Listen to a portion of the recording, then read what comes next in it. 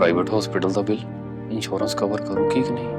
मुख्यमंत्री सहज योजना कार्ड हैगा, फिर कोई टेंशन नहीं, थोड़ा सारा ट्रीटमेंट कैशलेस है। बिना पैसिਆਂ ਦੇ? जी हाँ। ਹਰੇਕ ਨਾਗਰਿਕ ਜਿਹੜਾ ਹੈ ਉਹ ਮੁੱਖ ਮੰਤਰੀ ਸਿਹਤ ਕਾਰਡ ਜਦੋਂ ਬਣ ਗਿਆ ਤਾਂ ਉਹ 10 ਲੱਖ ਰੁਪਏ ਦਾ ਮੁਫਤ ਤੇ ਕੈਸ਼ਲੈਸ ਜਿਹੜਾ ਇਲਾਜ ਕਰਾਉਣ ਦੇ काबिल भी होगा, एलिजिबल भी होगा। पंजाब सरकार लेकर आई है दुनिया की पहली सेहत योजना। अब पैसे के कारण पंजाब का कोई भी नागरिक बढ़िया इलाज से वंचित नहीं रहेगा। सेहत का हक सबके लिए।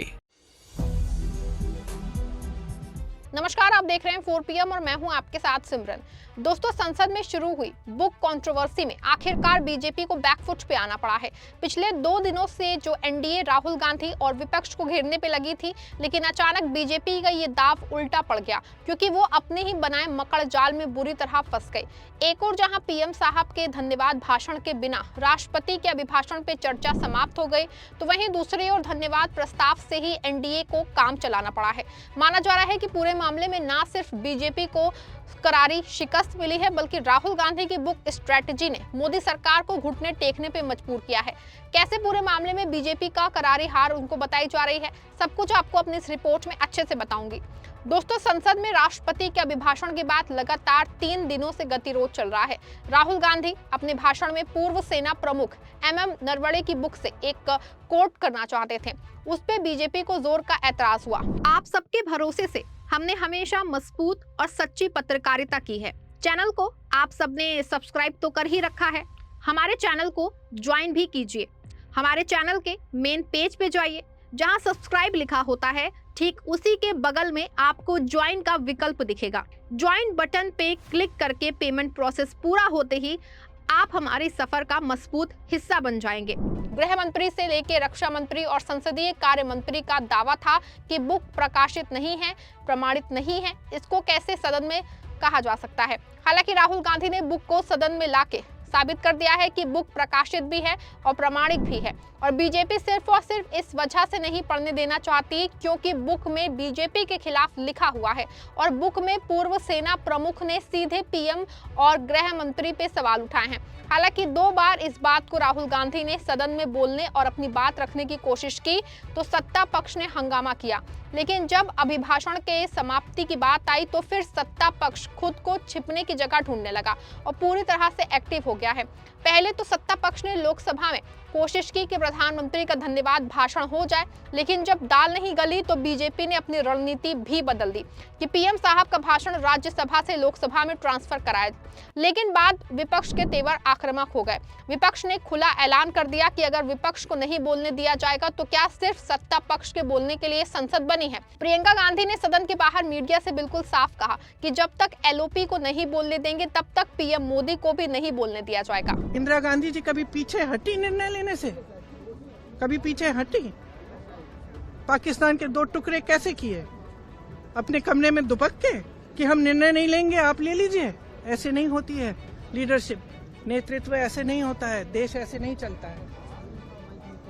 और जो आज इन्होंने किया है संसद में, वह यही दिखाने के लिए कि यहाँ न स्पीकर की चलती है, न संसद की चलती है, न किसी और की चलती है, ये सिर्फ हमारी चलती है। हम जब चाहे किसी को खड़ा कर देंगे और वो जो चाहे कह सकता है, लेकिन हम LOP को नहीं बोलने देंगे। ये बिल्कुल हमारे बर्दाश्त के बाहर है। हम यहाँ इसलिए खड़े हैं क्योंकि हमें कीमती वोट दिया है हमारे नागरिकों ने, देशवासियों ने।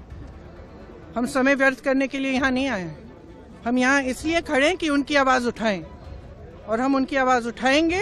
और हमारे LOP को जब तक बोलने नहीं दिया जाएगा तब तक हम इनको भी नहीं बोलने देंगे। और ये कोई राजनीतिक खेल नहीं है, ये एक बहुत ही गंभीर मामला है। हर देश के नागरिक को समझना चाहिए। ये नहीं है कि हम यहाँ नौटंकी करने आए हैं, ये बहुत ही गंभीर मामला है। ये पहली बार इस देश के इतिहास में होगा कि एक सरकार खुद संसद को डिसरप्ट कर रही है, कि एक सरकार खुद चाहती है कि संसद न चले क्योंकि उनके बारे में खुलासे हो रहे हैं, एप्स्टीन फाइल्स निकल रही हैं और ये सब मामले निकल रहे हैं। तो ये बहुत गलत बात है, गंभीर बात है और हम खड़े रहेंगे। सुना आपने कि प्रियंका गांधी के बयान से बिल्कुल साफ है कि विपक्ष इस बात पे पूरी तरह से आमदा है कि अगर किताब प्रकाशित है तो पूरी दुनिया में बिक रही है। तो क्या सिर्फ इसीलिए कोर्ट्स नहीं किया जा सकता पीएम मोदी के खिलाफ? कुछ ऐसी बातें तृणमूल कांग्रेस ने भी कही हैं।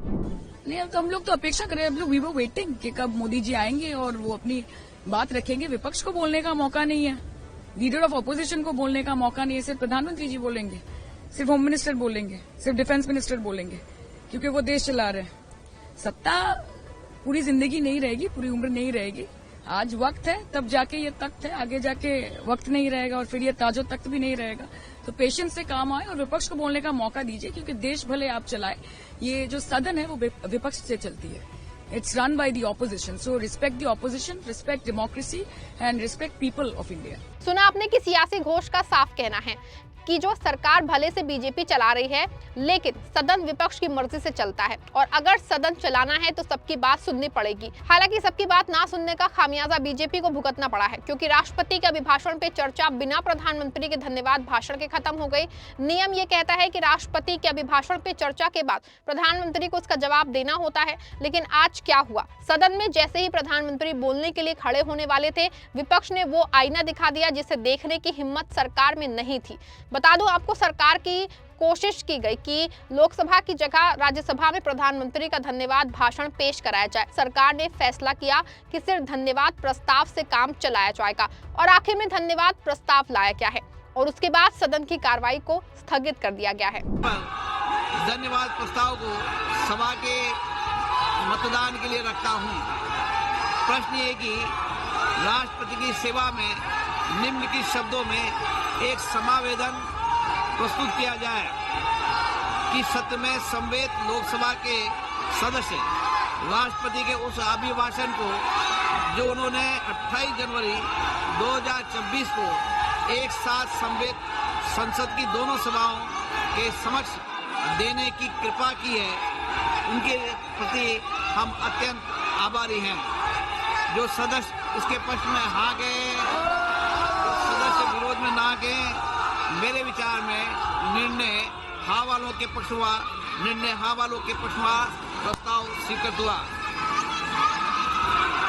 मैं माननीय सदस्यों से आग्रह करता हूं कि वह सभागृह की मर्यादा को बनाए रखे, बैनर तख्तियां नारेबाजी न करे, आप सदन को चलने दें।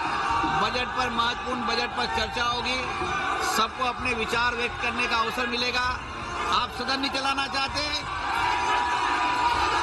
नारेबाजी करना चाहते हैं, सभागृह का अपमान करना चाहते हैं, सभा की कार्रवाई आज 2 बजे तक के लिए स्थगित की जाती है। देखा आपने कि धन्यवाद प्रस्ताव के बाद सदन की कार्यवाही स्थगित हुई है, तो वहीं दूसरी ओर कल से बजट समेत अन्य महत्वपूर्ण बिलों पे चर्चा होगी। अब सवाल है कि ये गतिरोध बना रहेगा या फिर राष्ट्रपति के अभिभाषण के बाद खत्म हो जाएगा। लेकिन सवाल अभी भी बना हुआ है कि क्या एक सेना प्रमुख का ये कहना कि वो अपने हिसाब से फैसला ले लें, ये कितना सही है? और खास तौर से पीएम मोदी और बीजेपी के लिए जो अक्सर दावा करते हैं वो दुश्मन को मुंह तोड़ जवाब देना जानते हैं। अपनी राय कमेंट बॉक्स में लिखिएगा। आपको क्या लगता है कि राहुल गांधी ने वाकई मोदी सरकार का मुखौटा उतार दिया है? इस वीडियो को लाइक करें, शेयर करें और चैनल को सब्सक्राइब भी जरूर करिएगा।